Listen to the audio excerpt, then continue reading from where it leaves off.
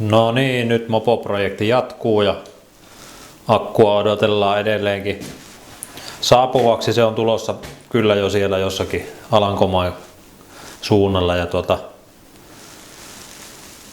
se minkälainen se todellisuudessa sitten on, niin aika paljon vaikuttaa siihen, mihin se ohjain mahtuu. Nyt turhaa oikeastaan sitä ennen mitä suunnitellakaan komponenttipaikkoja. Sitä ennen tähän tulee sitten volttimittaria ja jotakin katkaisijoita ja sen semmoista, niin varmaankin johonkin tälle alueelle, mutta miten se akku tänne tulee ja mihin se ohjain mahtuu, niin tarviiko tätä korottaa jotenkin, niin ne selviää sitten vähän se akun myötä. Ja nyt tässä odotellessa oli tarkoitus muuttaa tämä takajarru pois tästä ohjaustangosta, kun se nyt on vähän hölmö, että ylipäätään se siinä on, kun ei se oikeassakaan moottoripyörissä ole, niin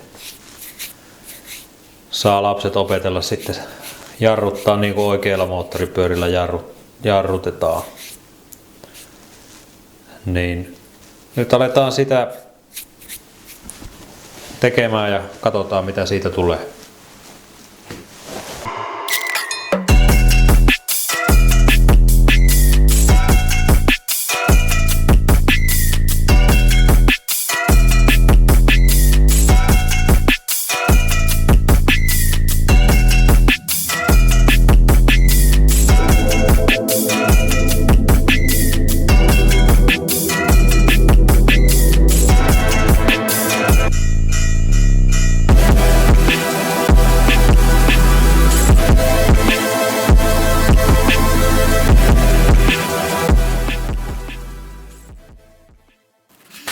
Tuo jalkajarru, takajarru valmis.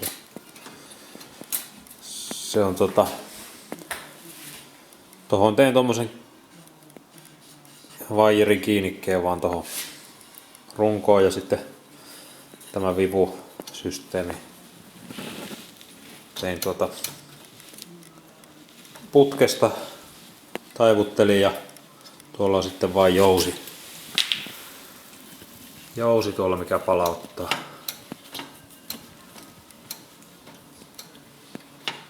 Ja tuntuu toimivan ihan hyvin. Tohon täytyy vielä hitsata tuolle vaijerille kiinni tuohon haarukan kylkeen, että se pysyy siinä paremmin, mutta semmonen se nyt on tällä kertaa. Aina kun jotakin asiaa on mahdollista virittää, niin sitä tietysti kannattaa silloin virittää. Ja niin tälläkin kertaa, niin nyt on tarkoitus akkua odotellessa niin aukaista tämä ohjain ja tehdä siihen niin sanottu sunttimodi, eli muokata niitä sunttivastuksia silleen, että niiden läpi pääsee virtaamaan enemmän ampeereita. Eli huijataan kontrolleria silleen, että se luulee, että siitä menee vähemmän ampeereita läpi mitä todellisuudessa menee, niin se antaa sitten enemmän ampeereja ulos. Eli nyt ensin täytyy avata tuo ohjaaja ja katsotaan sitten mitä sieltä sisältä löytyy.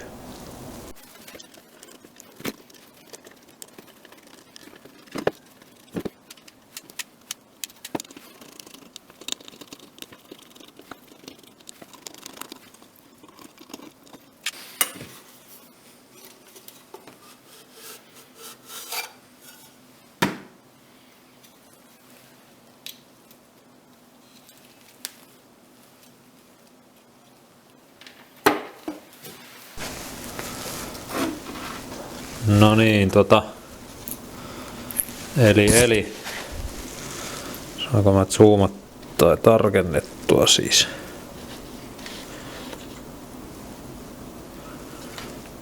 Tuolla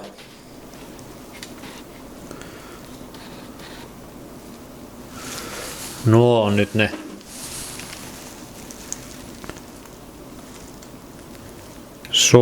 suntti vastukset, suntit. Ja idea on nyt, että nämä kolvataan tavallaan, juotetaan yhteen kauttaaltaan. Niin silloin niiden ohi menee ampeereja ja sillä huijataan tätä ohjainta, että se luulee, että menee vähemmän ampeereja mitä menee ja sitten se sitä myötä ei rajoita niin paljon. Se antaa enemmän ampeereja ulos sitten tämä ja se ei välttämättä huippunopeutta tuo hirveästi, mutta se vääntöä ainakin jonkun verran lisää. Tietysti riippuu vähän muutenkin setupista, että millaiset osat on, että se ei kaikissa menee ihan samalla tavalla, mutta pitäisi vääntöä kuitenkin jonkun verran tuoda lisää. Näin, mutta tosiaan tämä sunttimodi, niin jos sitä joku kokeilee itse, niin ihan omalla vastuulla sitten, että se voi sitten jossakin välissä kärähtääkin. Ja tietysti sitten jos tonne saa jonkun tinasillan tehtyä tonne piirilevyyn, niin sehän voi kärähtää heti. Mutta semmoista, nyt ei muuta kuin kolvi lämpimäksi ja virittämään.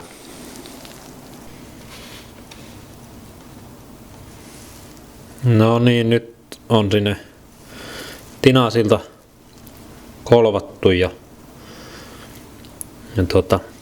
se on nyt ihan kauttaaltaan tossa.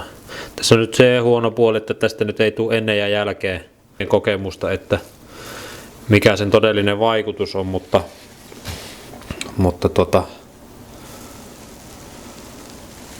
nyt tässä kun ei oikein ole muuta tekemistä, niin mä tässä vaiheessa tein ton. Periaatteessa sen olisi voinut tänne takapuolellekin tehdä hyppylangalla ton saman jutun tästä tuosta vaan tonne.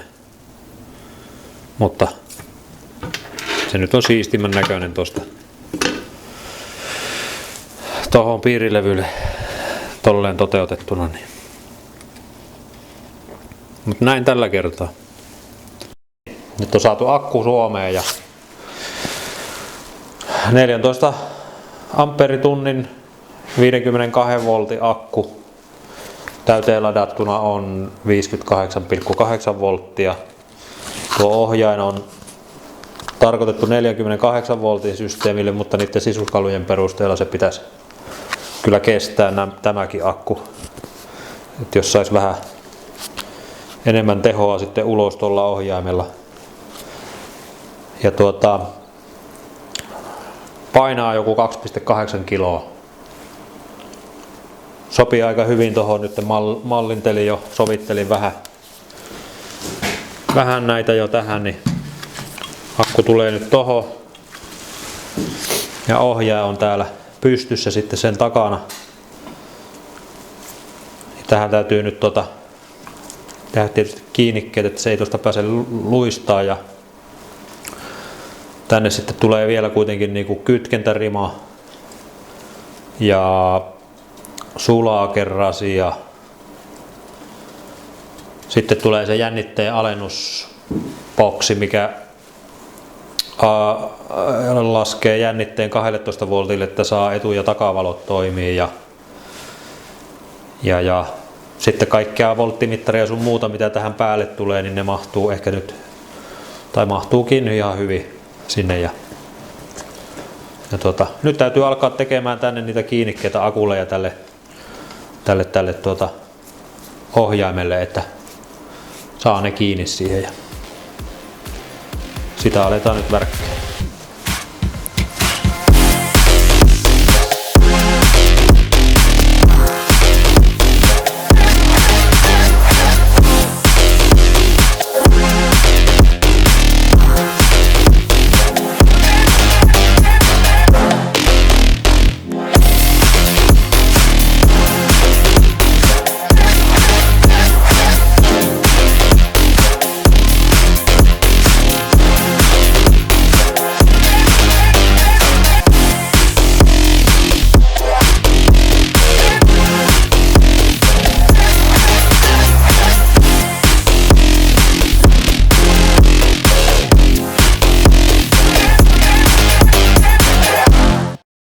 Nyt on noita kiinnikkeitä tuolle akulle hitsattu, niihin on jätetty vähän väliä, että sinne mahtuu kumimattoa pehmikkeeksi ja tuommoista reikälevystä tai palkista hitsasin nuo, että saa näistä sitten noita